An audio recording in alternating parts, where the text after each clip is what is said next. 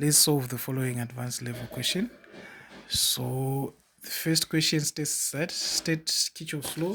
So Kirchhoff has two laws. Firstly is the current law, which states that the summation of currents entering a junction is equals to 0.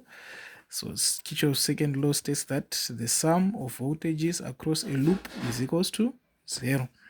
So let's do the following question. Fig 2.1 shows a circuit for a supply of energy to a load of 6 ohms. So a high resistant voltmeter is connected between points A and B. Calculate the current through the power supplies and the load. So let's calculate the current.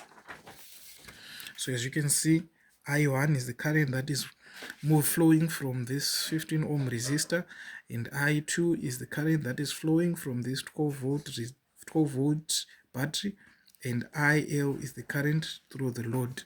So I1 plus I2 is equals to IL. So the currents that are produced by these two power supplies are equal to the current that is flowing in the load. That's our first equation.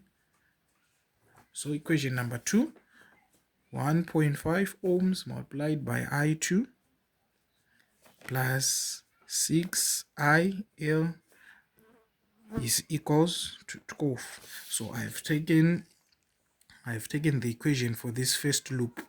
That's going to be equation number 2. So let's take the equation for this larger loop. The equation for that loop, it's going to be 2.2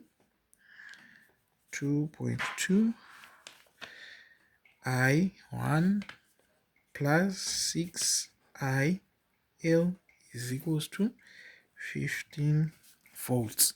So you have three equations. Let's express these equations. The first equation, let's express it in terms of IL. So I2 in terms of IL, and this I2 in terms of IL is going to be 12 minus 6 IL divided by 1.5 divided by 1.5. So that's I2. I1 is going to be equal to 15 minus 6I2 IL over 2.2. So we have expressed these equations in terms of IL. So if we've expressed these equations in terms of IL, we can substitute into this formula where I2 is equals to this one and I1 is equals to this one.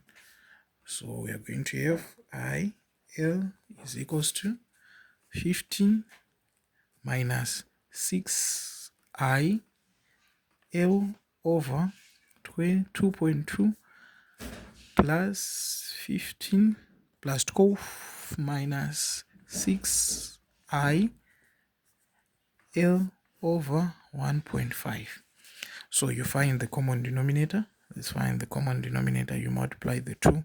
It's going to give you 3.3, 1.5, 12 minus 16IL plus 2.2, 12 minus 6IL. So if you solve this one, you're going to get IL is equals to 1,918 amps. So you have solved for IL, the current through the load. So you can substitute this value into this to find I2. So I2 is going to be equal to 12 minus IL, it's now this one. 12 minus 6 multiplied by 1.918 all over 1.5. So I2 is going to be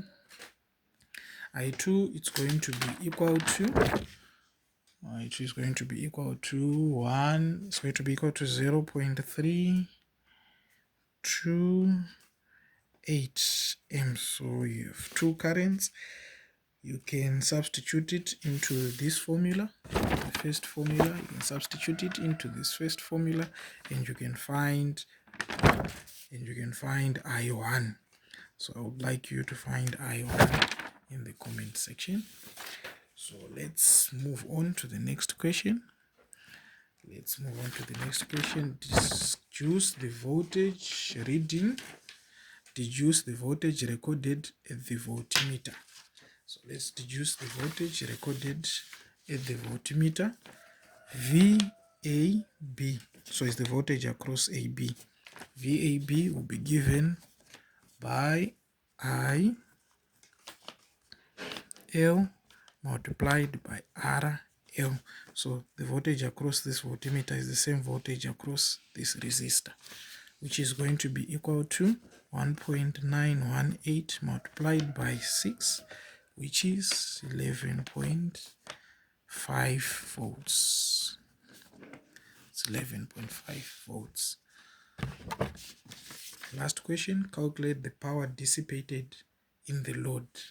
So the power dissipated in the load, power is equals to I squared R. So it's going to be I squared R. So that's 1.918 squared multiplied by 6. That's going to be 22.06 watts. That's the power dissipated in the load.